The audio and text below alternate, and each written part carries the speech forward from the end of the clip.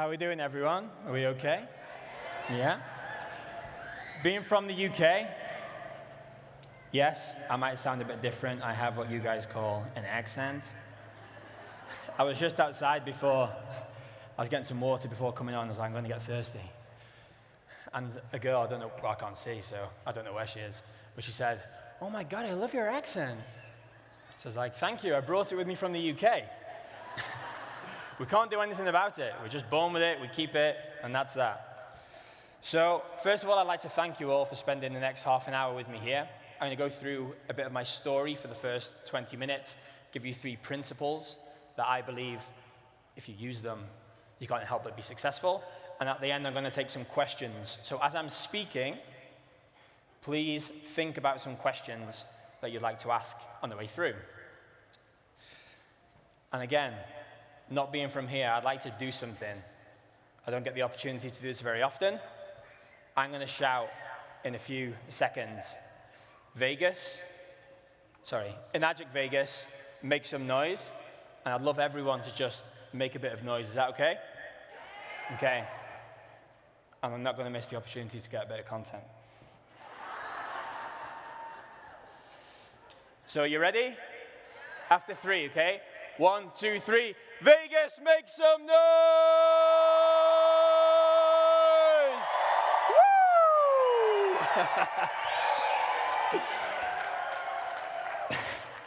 Thank you. I come from a small town in Wales. There's about 10,000 people from there, so this is quite a surreal moment for me. But anyway, I'm going to jump in. Can I start my presentation? Yeah? All right. So, this is me in Dusseldorf in 2017. This was my first ever Enagic conference. Whose first conference is this? Yeah? Are you enjoying your first conference? Yeah? Awesome. So this was me. I think I was 24 years old, and I knew then I need to get a picture of myself here, because one day I might be up there, right? And I think, I'm going to tell you what rank I was a little bit later. But the presentation, I think they missed the first slide, but it's actually called The Right Way to Grow Your Enagic Business. So this was me in Dusseldorf. And do you know what I remember? There were some amazing speakers on stage. But I literally couldn't think about, when I was reflecting, what the hell they said. I have no idea. On reflection, there was amazing speakers making all this cash, having all this impact around the world, and I had no idea what they said. But that day, I remember how I felt. So it's not actually about me speaking up here, hopefully going to get some value from what I have to share. It's actually about you and what you take from this experience and the feeling and the emotion you take with you to then go and impact out there. Because you're probably not going to remember what some British guy said on stage, okay?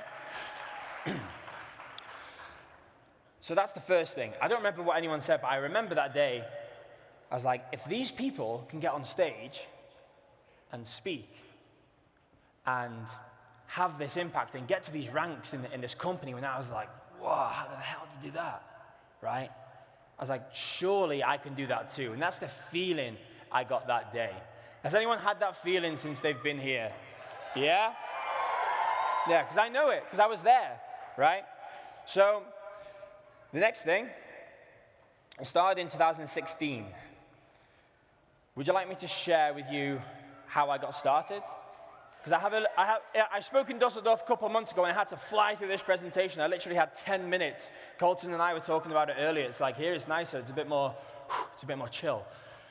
So I started in 2016, and as I said, I'm from a small town in Wales, 10,000 people, and I moved over to Southeast Asia. I graduated university. I studied outdoor education with the likes of like Mickey Mouse and Donald Duck. It's just like a spoofy degree, really. Not gonna lie, as most degrees are. Does anyone agree with that? Like most degrees, completely and utterly useless, right?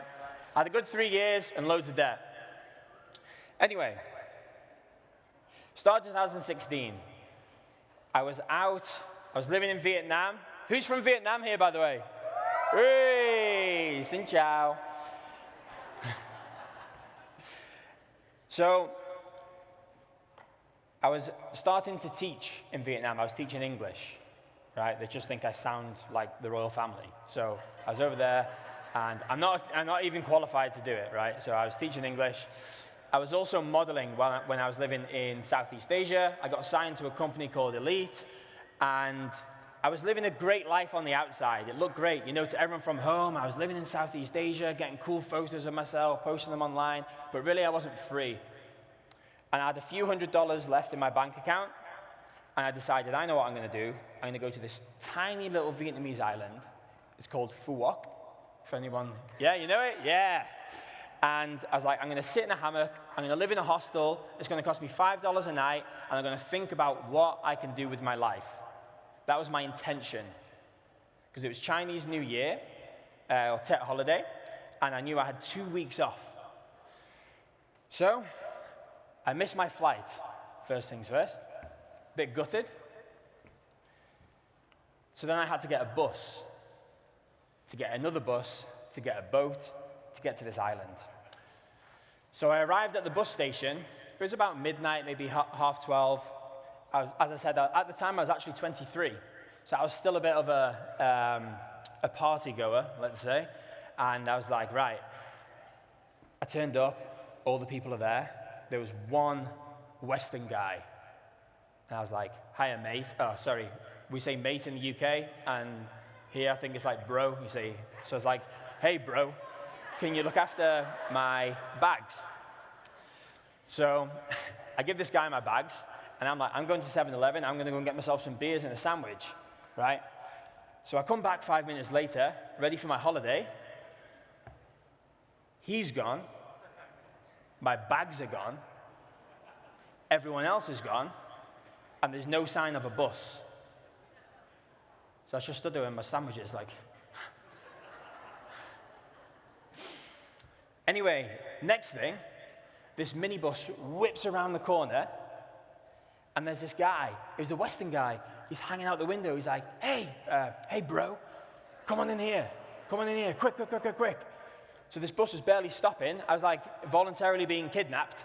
The side door opened, and I like jumped in, right? And I started chatting to him, and he said, I had to make a decision. He didn't know me, remember, he didn't owe me anything.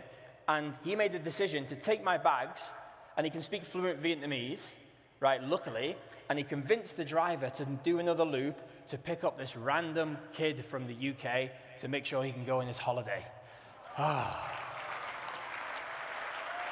And there's me thinking he robbed me, right? So I was chatting to this guy, and he was like, at the time, he's 40 years old. He'd lived 20 years as an entrepreneur. He'd started all kinds of businesses all over the world. He was fluent Portuguese, fluent French, fluent Vietnamese. And I was like, wow. With all of your experience, it kind of sounds like what my life could be like. But you've never really you've had a lot of money, you've made it, lost it, made it, and lost it, but you've never really had that freedom that you've wanted. And that's what he was sharing with me.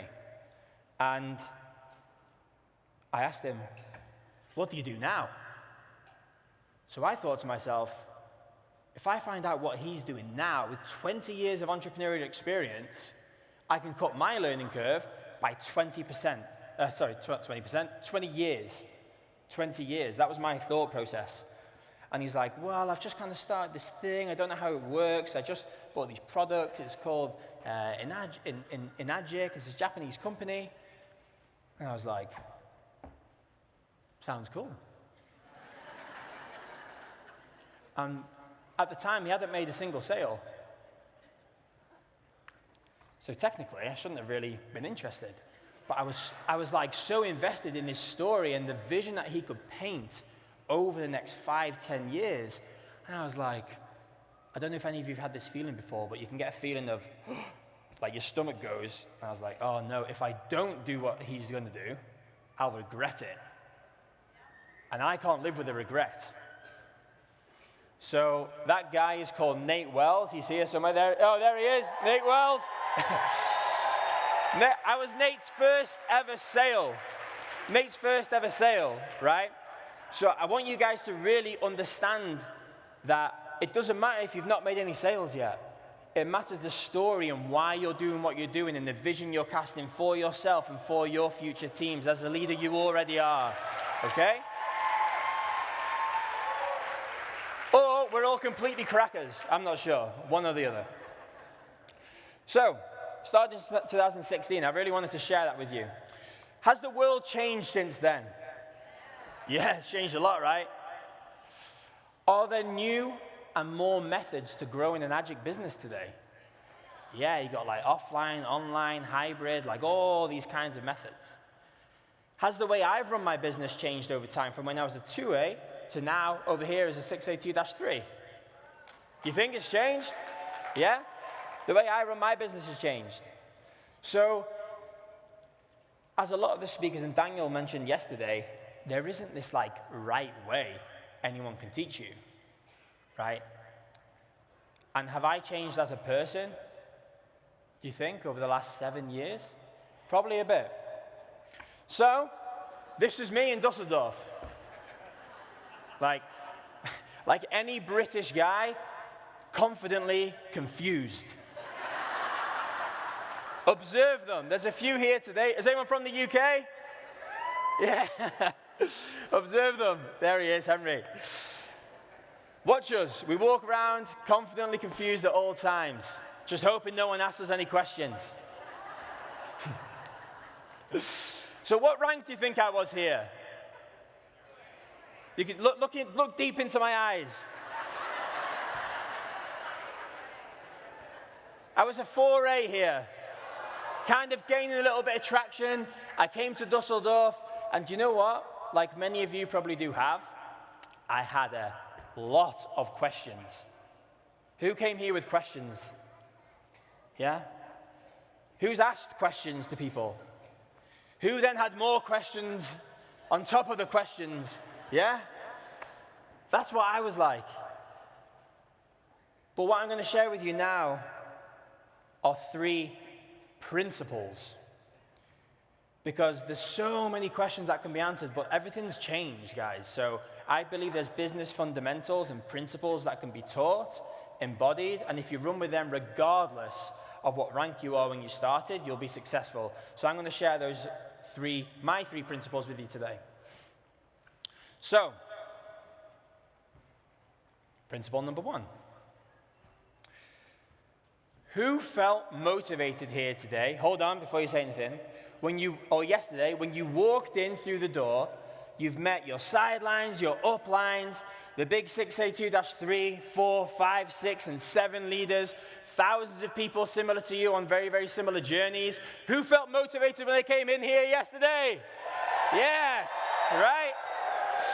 Well, let me tell you something. Do you know what I think about motivation? It's completely useless. Seriously, it's completely useless, right?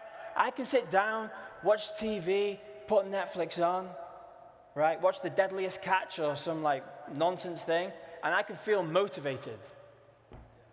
So that feeling means nothing unless you do something with it. Can anyone guess what that is? Action it. And I actually believe it's counterproductive, and it makes you feel worse. If you feel motivated and you do nothing, you've let yourself down. If you get that feeling of motivation, just do something that's driving your business forward, right? And then you'll feel good, and that creates momentum, right? And if you do that consistently over time, guys, as Daniel said again yesterday, it is not rocket science. We just have to get over and past ourselves, right? Everything else is in place. So here's a great diagram I found on Instagram a few months ago that I've wanted to use for ages, and now I get to. And it pretty much explains what I wanted to explain to you. So if you're doing stuff based on motivation, I don't believe you can get very far. But if you're doing it consistently over time, regardless of how you feel, that's going to build an internal momentum that's going to get you the result you want. All things are difficult before they're easy. You can see what I was looking for on Instagram now. So I'm going to tell you a quick story, and it was before I started in Enagic. I was actually working and living in a place called Cyprus. Has anyone heard of that?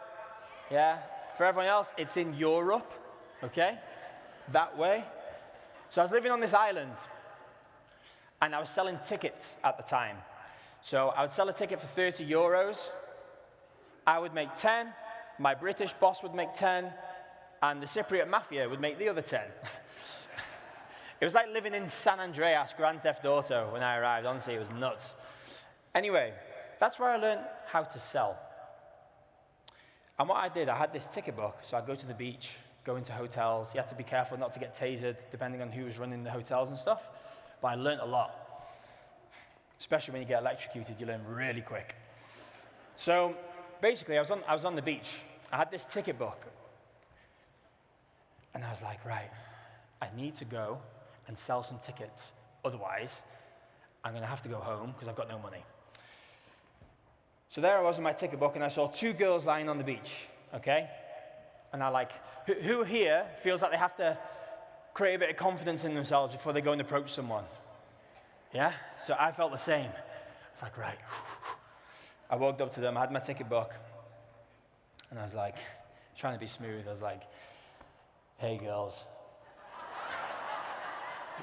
And you know what? They ignored me. So I went back around and I was like, no, they didn't hear me. They didn't hear me. No, it's all right. I'm going to try again. I've got my pitch. I know what I'm going to say. Come on. So I went over again and I was like, hey girls. And one of them looked up. She just went, what do you want? So that was the start of my sales career. So I learned a really valuable lesson there. That was, do not approach British girls when you're on holiday and when they're on holiday, because they do not want to speak to British guys. The second thing is, a more serious note, I didn't actually know what I was going to say. I was just kind of winging it and hoping for the best. And when we start our businesses, oftentimes we don't really know what we're going to say. We're like, we know we've got these amazing products, systems, community, and all this stuff, but like, what order do we put it in? Has anyone felt like that before? It's like, everything's amazing, but how do I get it out and say it? Well, it comes with repetition, it comes with practice, and it comes with basically getting rejected a few times and being okay with that. Because there's like 8 billion people on earth, apparently, right? Do you need to speak to every single one of them, or do you just need to learn by speaking to a few, dial in your method of introducing information, and then move on, okay? So all things are difficult before they are easy. You'll meet some of the leaders here, and they know exactly what they're going to say. They know exactly what questions to ask, right? And it's very, very easy for them. But understand that you have to go through that bit at the start when you feel a bit like, ugh. You don't know quite what you're going to say. You have to power through that, and eventually it's really, really easy for you, okay? But that's the prerequisite for everything you want. Who feels like they've had a bad day before? Yeah? We all do, guys. Doesn't matter where you are in your journey, we have bad days. But I want you to zoom out.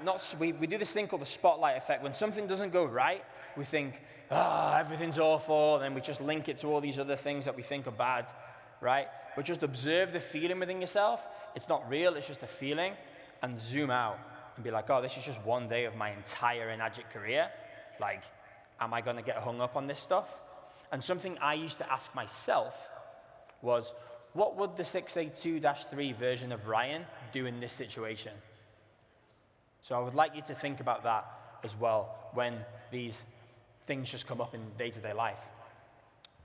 So that's the first principle. If you take consistent action over time, I think you're going to do all right.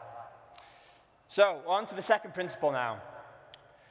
We're going to start with time. This is me. I did some of these campaigns. They look great, but the reality is, right, I was still exchanging my time for money.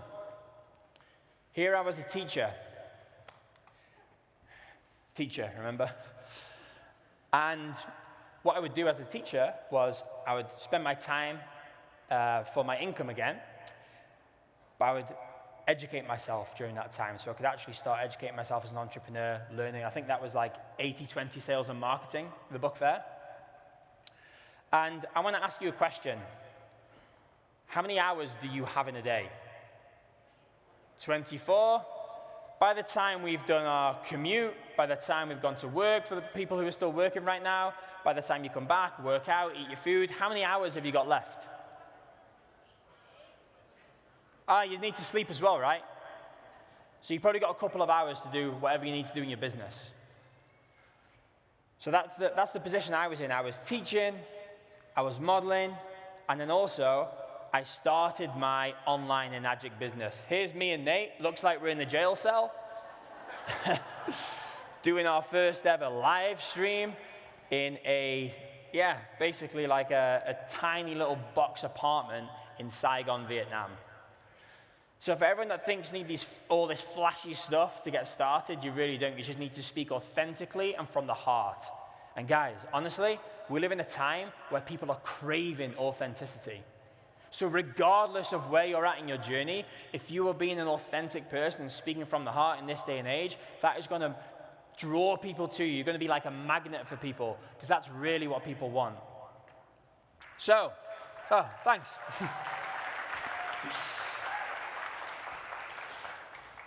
Right then. So we've got 24 hours in a day. What started to happen to me was I was getting asked to go to networking events, parties. I was getting asked over here when I was teaching to go and hang out with the teachers, go and drink with them after work hours. And my time was just being stretched, so I had no time to invest in my business. And I wasn't getting paid in my business up front, but I was getting paid for these other things, so it was like my dreams were like, the cost of my dreams was my wage, really. And it's not just how long it takes for you to work if you're working an 8-hour job. It's what you're doing outside of that as well with people. Like, where are you also hanging out? So I stopped going to these parties, stopped going to these networking events, stopped hanging out with the teachers, and I started carving back my time. And people weren't happy about it. People weren't happy about it at all. It triggered people, because I was like, right, just give me 5 years. I'm doing this Enagic thing, just give me 5 years, right? And if you don't honor your commitment and your time, somebody else will always want to take your time. Be it family, be it friends, be it frickin' anyone. I'm not sure if I'm allowed to swear, so I'm really toning it down here today. People will always take your time if you don't take your own time, if you don't honor your own time. And as well, for a few years, I would prioritize and honor your commitment. You can go and do other things afterwards, right? Everyone likes to celebrate everything these days. The Super Bowl's on, the FA Cup's on, the Champions League's on. What do you guys do else over here? Like bounce balls around and shoot them in the hoop and whack the baseball thing. Like, all of these things are going on all the time, every year, and everyone tries to get you to watch it and suck your attention, right? Everyone's got like a gender reveal. Everyone's got what else do they do? What else do they do before having the baby now? Gender reveal, baby shower. Then they actually have the baby. Then you have to go round and see it and blah, blah, blah. Everyone gets married. Statistically, everyone gets married again. So like, pick which one you want to go to, you know? And if it's during the time when you're really building your business, you know, you got to make a decision. So I'm kind of joking-ish. But I was very, very, very careful once I realized the importance of where I'm spending my time, who I was spending my time with, and why. And then I just started surrounding myself with people who had what I want, like Nate, like Jang, Julian, Balaj, people like that in this audience, be it online or offline. I just immersed myself. So that's the second principle. The third one, this is going to be a funny story, is a Thailand trip in the end of 2016, I believe, or 17, I can't remember now. But Jang, Julian, you guys here? I think Julian's here. Yeah, somewhere. So I had lived in Southeast Asia for about a year at this point. And I was doing okay in my business, and I hadn't seen my family in a year. So I flew back to the UK for Christmas. I told my friends and family, hey, I'm going to be back for 1 month. So we had all things planned and things to do, going out for dinners and blah, blah, blah. So I got back. It was Christmas Day. The next day, I was actually speaking to Julian for the first time, who's at my big upline. I was like, oh my God, this guy, I didn't even know he knew how I was. Probably saw me putting in some sales, reached out. And he's like, hey bro, we're in Thailand, you wanna come? And I was like, I can't miss that opportunity. But I've told my family I'm gonna be here for a month.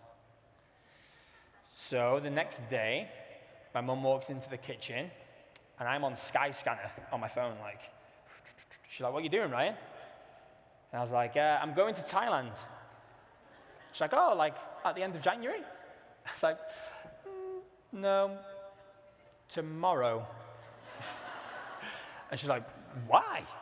So I had to explain to my mum, yeah, there's this guy from the internet who I've never met before who sent me a message, told me he's in Thailand, and I'm going tomorrow. People just don't get it, do they? You know? So I went, got to meet Jang and Julian. Here's me, Jang, Julian, and Nate on a boat. And these guys were staying in this villa. It was incredible. They were eating out in amazing restaurants while I was being eaten by mosquitoes, living in a hostel, paying $5 a night, sharing my room with another 13 people. Right? But I was willing to do whatever it took to get around the people who had what I wanted. And that's what you guys have here today, right?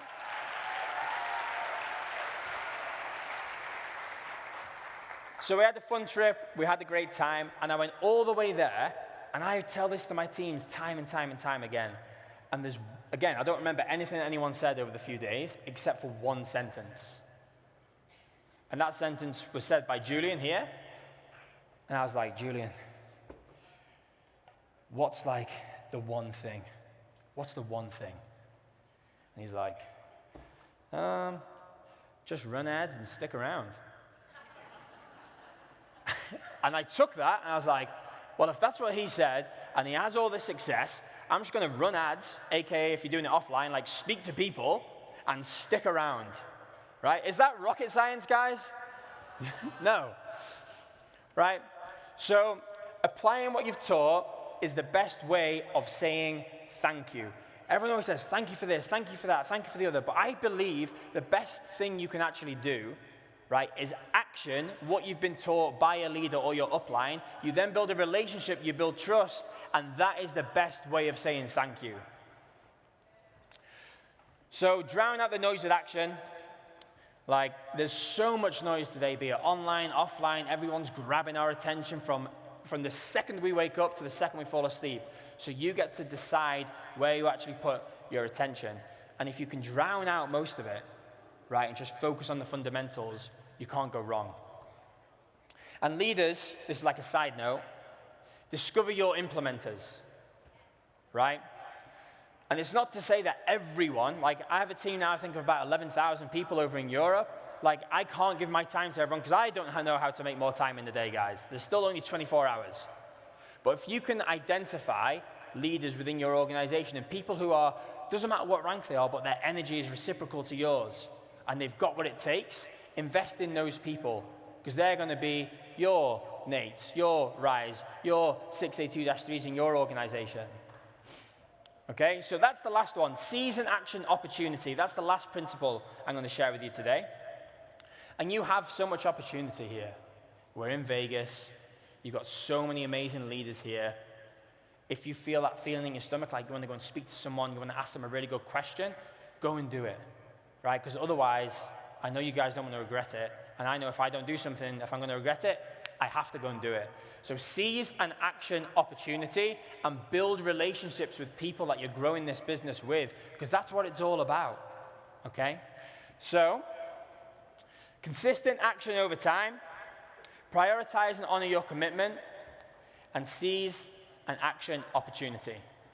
And there is no right way for me to teach you how to grow your business. However, I believe if you follow these 3 fairly simple principles, you will succeed. Thank you very much, guys. My name is Ryan Felix. I'm from the UK, and thank you for your time.